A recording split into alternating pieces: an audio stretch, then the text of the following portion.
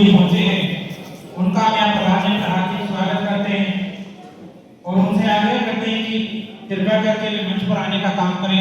राजेंद्र कुंडू जी बुटाना बारा के प्रधान हमारे बीच में कुलबीर सांगवान जी पहुंचे हैं, उनका भी हार्दिक रूप से स्वागत करते हैं। जो हमारे इलाके की एक मान्यता दादा ढोला जी के जो कमेटी के प्रेसिडेंट हैं, हमारे बीच में कुलदीप सांगवान जी एक्स जी पहुंचे हैं, कभी हार्दिक रूप से स्वागत करते हैं। अनिल सरपंच जी पहुंचे हैं, उनका हार्दिक रूप से स्वागत करते हैं। अभी जिस तरह से हम कार्यक्रम के बीच में ज्यादा समय न लेते हुए आपके बीच में जिस तरह से आज टेक्नोलॉजी का जमाना है और आर्टिफिशियल इंटेलिजेंस और डाटा साइंस एक अपने मुकाम पर हासिल करने जा रही हैं, उसी बीच में हमारे बीच में जो रोहिल फ्यूचर टेक्नोलॉजी के जो को फाउंडर है श्री अजय सांगवान जी, जिनकी कंपनियां यूएसए, मेक्सिको और कनाडा में इस टाइम पे वर्किंग हैं, वे जिस तरह से पहले कोयल टेक्नोलॉजी पे इन्होंने काम किया, उसके बाद एआई और डीएस पे अभी काम कर रहे हैं। तो मैं चाहूंगा अजय सांगवान जी से ही शुरुआत करें। अजय सांगवान जी हमारे बीच में आए और विचार रखें। अजय सांगवान जी।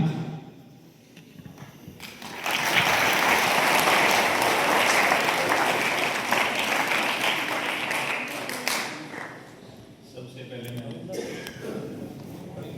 ऑन है सर, ऑन है, यूज करो आप। और यहाँ के सभी स्टाफ को मेरा नमस्कार, सभी आए हुए मेहमानों को मेरा नमस्कार, सभी बच्चों को प्यार। मैं थोड़ा अपना इंट्रोडक्शन दे देता हूँ आप लोगों को। मैं अजय सांगवान, गांव नून खेड़ा से, और मेरे पिताजी चौधरी भीम सिंह साहब जी जो स्वतंत्रता सेनानी थे और जो लाहौर में पढ़कर रोहतक आजाद स्कूल में उन्होंने महामौली के शास्त्री उसके विद्वान रहे। अभी मैं आपको थोड़ा शॉर्ट में बताऊंगा। अभी हम काम कर रहे हैं यूएस, कनाडा और मेक्सिको में। आज का ज़माना है आर्टिफिशियल इंटेलिजेंस का। तो मैं अजीत भाई साहब ने यहाँ आने का मौका दिया, तो उन्होंने बोला कि यहाँ कुछ कीजिए। तो हम यहाँ से, हमारी जन्मभूमि है, हमारा मन करता है यहाँ कुछ किया जाए, और जन्मभूमि से तो कुछ होता ही नहीं है। तो मैं, मेरी मैनेजर है और इंजीनियर है एआई में, तो उसको बोलूँगा थोड़ा आपको डिटेल में बताएंगे।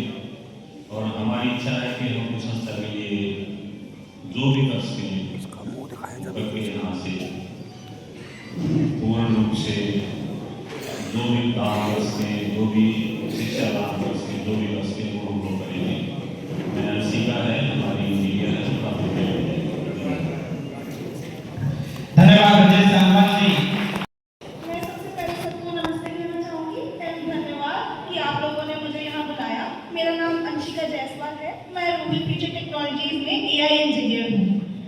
तो सबसे पहले हम सब जानते हैं कि आजकल एआई का ज़माना चल रहा है। यहाँ पे हर चीज़ अब एआई से बनने लग गई है। हर चीज़ में कहीं ना कहीं एआई आ चुका है। ज़रूरी नहीं कि अब आप कंप्यूटर साइंस फील्ड से ही हैं तभी आप एआई के बारे में जानें, लेकिन अगर आप मेडिकल बैकग्राउंड से हैं, चाहे आप लॉ के बैकग्राउंड से हैं, या फिर अगर आपका कोई बिजनेस भी है, तभी भी आपको एआई के बारे में मालूम होना चाहिए। सबसे पहले मैं अपने फाउंडर अंशुल सर का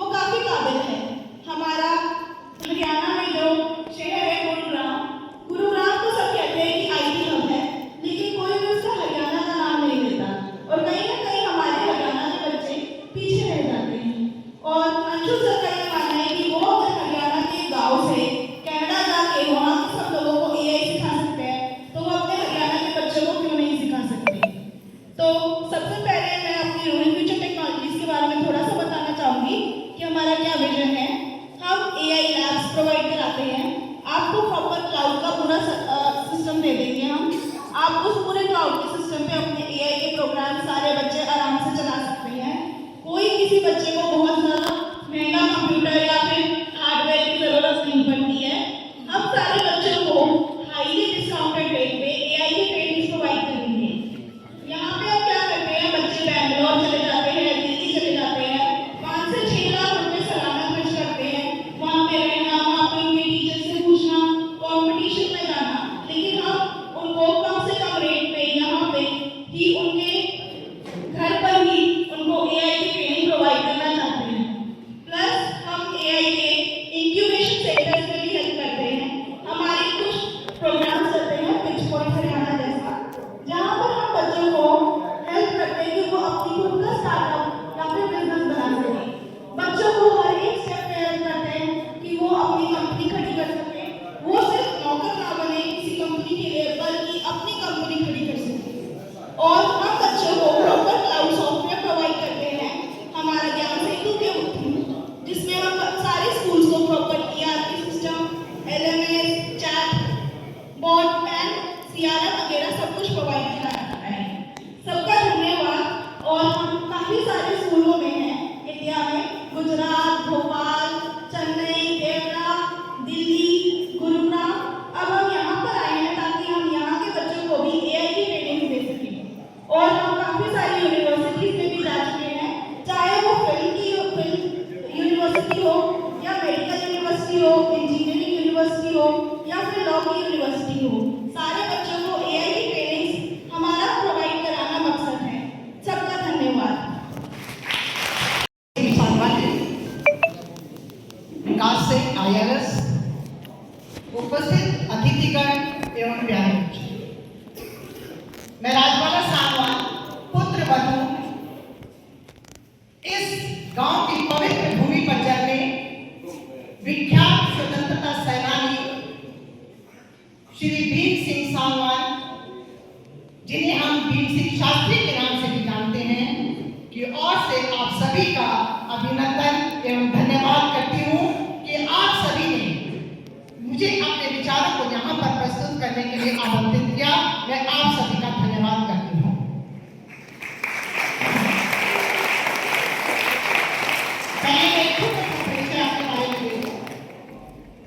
मैंने 39 साल केंद्रीय विद्यालय संगठन में हिंदी अध्यापिका के रूप में कार्य किया है। आज आप सभी बच्चों को देखकर मुझे अपना समय याद आ गया। 5 साल पहले मैं रिटायर हुई, लेकिन आप सभी बच्चों के बीच में ही मैंने शिक्षा देने का कार्य किया और पढ़ाए हुए बच्चे आज भी जुड़े हुए हैं और किसी न किसी क्षेत्र में केंद्रीय विद्यालय संगठन का नाम ऊंचा कर रहे हैं। और यही मैं आशा रखती हूँ कि आप भी अपने क्षेत्र का नाम इसी तरह से ऊंचा करेंगे और पढ़ाई में निरंतर आगे बढ़ते जाएंगे। अब मैं बात करती हूँ अपने पिता तुल्य ससुर श्री भीम सिंह शास्त्री यानी भीम सिंह सांगवान का, जो एक प्रख्यात स्वतंत्रता सेनानी थे। जब वे लाहौर में पढ़ रहे थे, अध्ययन कर रहे थे, तो वे 14 साल के थे और उन्होंने स्वतंत्रता की लड़ाई में 6 संग्रहणीय योगदान दिया। बच्चों, मैंने 6 संग्रहणीय शब्द इसलिए प्रस्तुत किया यहाँ पर, इसलिए यहाँ पर आपके सामने रखा कि उनका योगदान हमेशा याद रखा जाएगा। शायद आप में से बहुत से बच्चे आगे आने वाली पीढ़ियां भी उनके नाम से पहचानी जाएगी और आपके ही इस गांव के इस पुण्य भूमि पर उनका जन्म हुआ था। जब वो 14 वर्ष के थे तो ब्रिटिश सरकार ने उन्हें जेल में कैद किया था और जिस जेल में शहीद आजम भगत सिंह जहां पर कैद थे, उनकी बराबर वाली कोठी में भीम सिंह शास्त्री यानी सांगवान वहां पर कैद रखे गए थे। मुझे बहुत फख्र हो रहा है आप लोगों के साथ ये बात शेयर करते हुए।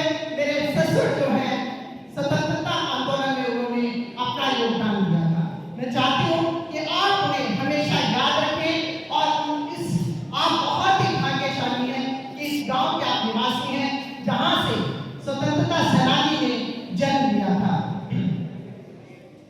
उन्होंने शहीद आजम भगत सिंह, राजगुरु सुखदेव के साथ मिलकर 14 साल की अवस्था में सैंडर्स को भी मार गिराया था, जिन्होंने लाला लाजपत राय को मारा था। उनकी मौत का बदला उन्होंने वहां पर लाहौर में डीएवी संस्थान के सामने लिया था। शादी हुई थी उस समय वो अपनी कहानियां, अपने किस्से या मुझसे शेयर करते थे। तो एक मैं किस्सा आपसे शेयर करना चाहूंगी कि जब लाला लाजपत राय को मौत के घाट उतारा गया तो भगत सिंह, राजगुरु, सुखदेव और मेरे ससुर, जो कि उस समय दिल्ली संस्थान में पढ़ रहे थे, अध्ययन कर रहे थे, तो उन्होंने एक योजना बनाई कि उनको सैंडर्स को, जो पुलिस अधिकारी थे, उन्हें मारा जाए। जब उनके ऊपर गोलियां चलाई गई, एक गोली लगी, उसके बाद वो थोड़ा सा हिले, तो मेरे ससुर ने कहा भगते, यानी भगत सिंह को उन्होंने कहा भगते अभी जिंदा है, गोली मारो। शहीद आजम भगत सिंह ने गोली मारी और सैंडर्स को वहीं पे मार गिराया।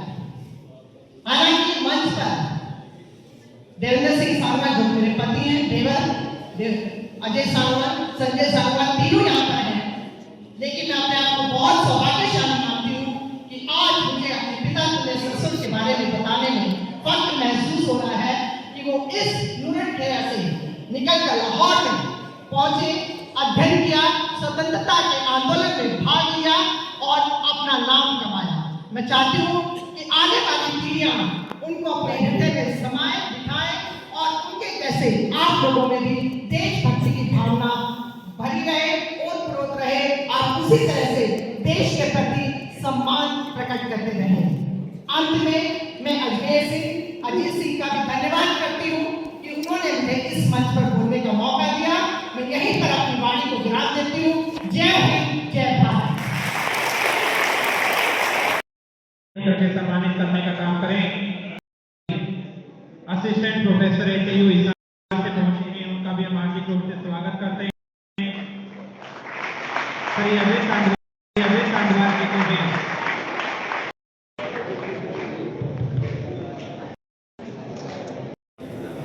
आपका जनता विद्या भवन मैनेजमेंट आपका हार्दिक रूप से स्वागत करते, अभिनंदन करते, अभिवादन करते हैं।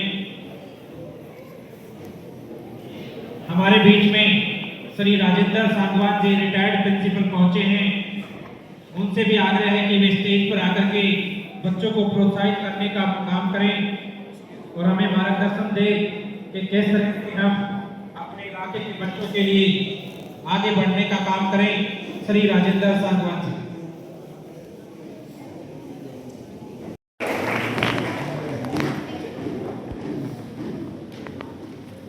सबसे पहले मैं मैनेजमेंट के सभी प्रधान, सेक्रेटरी, कैशियर, उनका धन्यवाद करना चाहूँगा कि आज के इस मोटिवेशनल प्रोग्राम के अंदर जो है हमारे को आमंत्रित किया गया कि बच्चों को, संस्था के बच्चों को, यहाँ के स्टाफ को जो आधुनिक टेक्नोलॉजी और AI से संबंधित जो है, जो चला हुआ है सिस्टम जो है, उसके बारे में जानकारी देने के लिए ये प्रोग्राम ऑर्गेनाइज किया।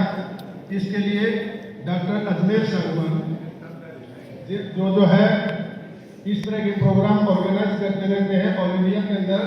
पूरी सांगवान खाप के अंदर जो है, ये पूरी सांगवान खाप को जो है ऑर्गेनाइज किया इन्होंने, और इस तरह के प्रोग्राम ऑल इंडिया के अंदर इन्होंने ऑर्गेनाइज किए हैं।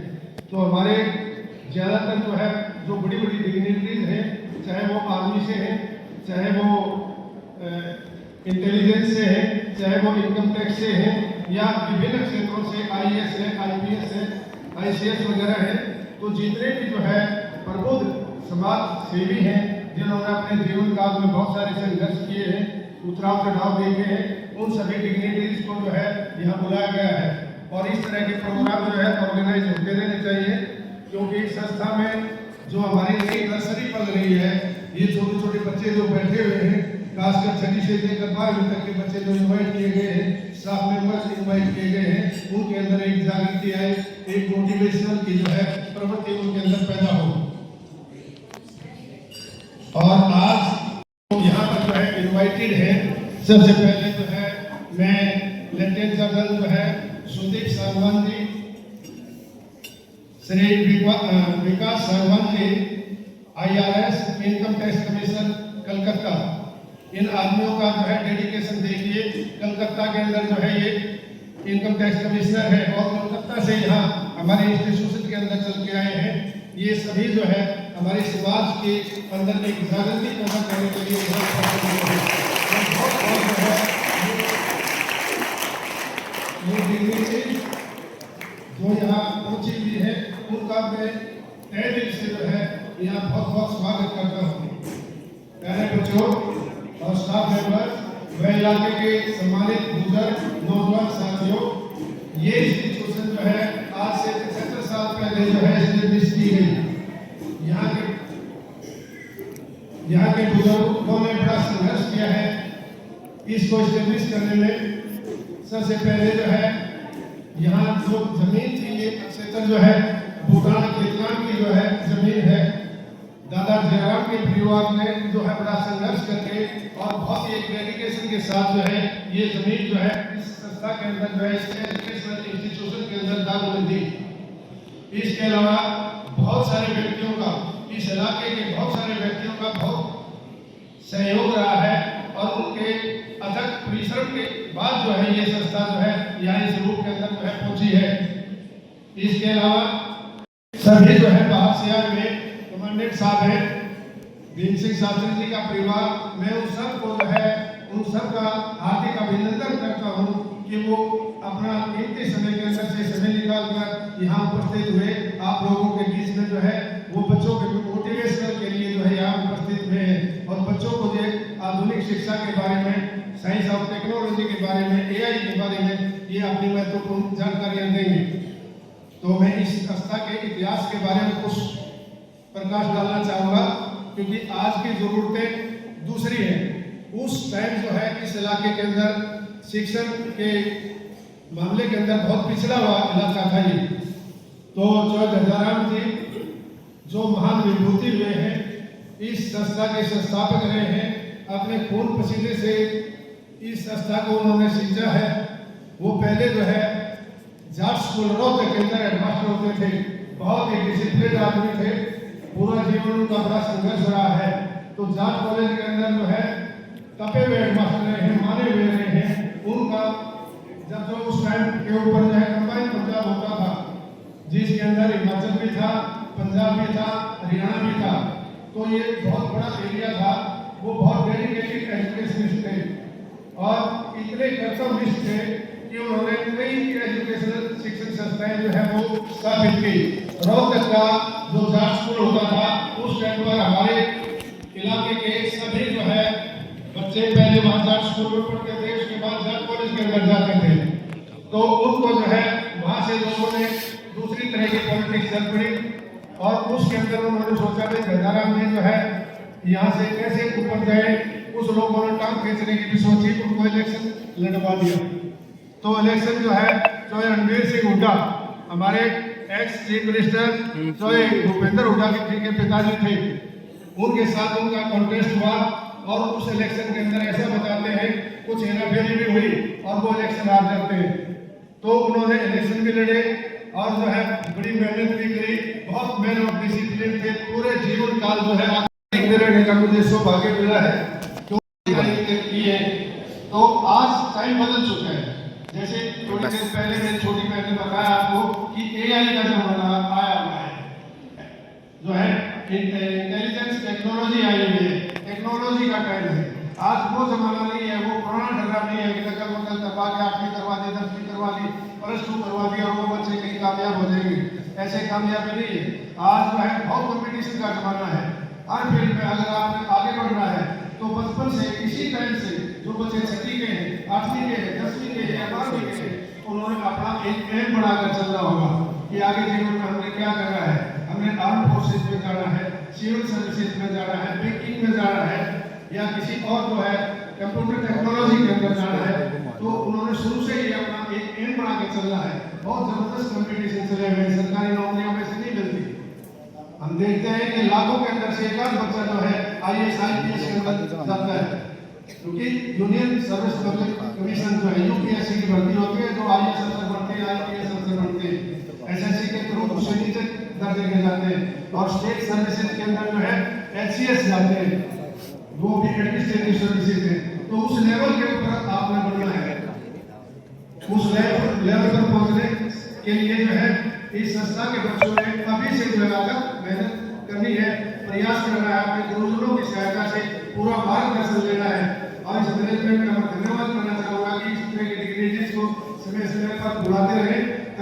को अच्छा मोटिवेशन मिले, इसे इनके जीवन में जो कठिनाइयाँ आएंगी बच्चों के सामने प्रस्तुत करें, उनको बताएं जो है जीवन के अंदर किस तरह से लड़ाई लड़कर जो है एक ऊंचे ओहदे के ऊपर पहुंचा जा सकता है, जीवन के संघर्ष में कामयाब होया जा सकता है।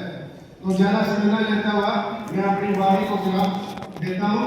धन्यवाद। जय 12 जून को नई मैनेजमेंट ने चार्ज लेने के बाद इस संस्था में 14-15 सालों के बाद फिर से खेलों की शुरुआत की है और उस शुरुआत का नतीजा ये रहा कि हम 20 से ज्यादा कबड्डी में मेडल जीत पाए और नेपाल में आयोजित 2025 की जो इंडिया और नेपाल की जो कबड्डी की अंडर 19 की प्रतियोगिता थी उसमें जनता स्कूल के बच्चों ने, जनता संस्था के बच्चों ने स्वर्ण पदक जीतने का काम किया।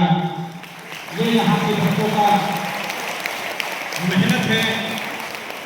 यह इलाका खेलों के रूप में जाना जाता रहा कि जहाँ 3-4 महीने की मेहनत के दम पर अगर इंटरनेशनल लेवल पर हम स्वर्ण पदक जीत सकते हैं तो निश्चित रूप से हम देश का प्रतिनिधित्व करते हुए अन्य खेलों में भी अपना कैरियर बना सकते हैं।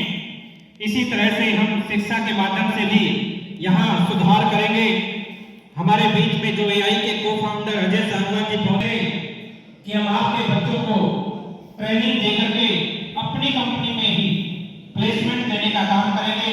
मैं इनका धन्यवाद देना चाहूँगा कि जिन्होंने हमारे bachelor in computer science, computer application के बच्चे और बीएससी के बच्चे के लिए जिन्होंने आगे ये सही है, मैं धन्यवाद देना चाहूँगा कि आप अन्य स्ट्रीम के बच्चों के लिए भी जो आगे सॉफ्टवेयर बनते हैं, चाहे वो मेडिकल के हो, भी फार्मा के। ज़्यादा ना बोलते हुए आप लोगों से सिर्फ इतना ही बताना चाहूँगा कि आप हमारे बीच में जो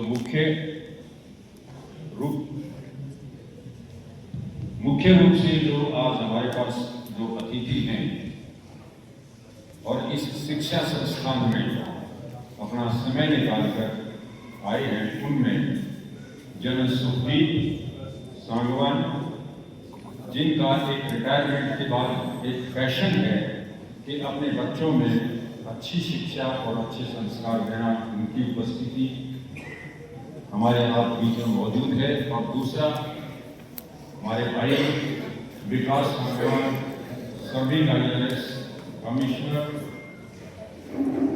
इनकम टैक्स कलकत्ता से उन्हें पोस्टिंग है, उनका भी एक पैशन है कि हमारे बच्चे शिक्षा में आगे बढ़े।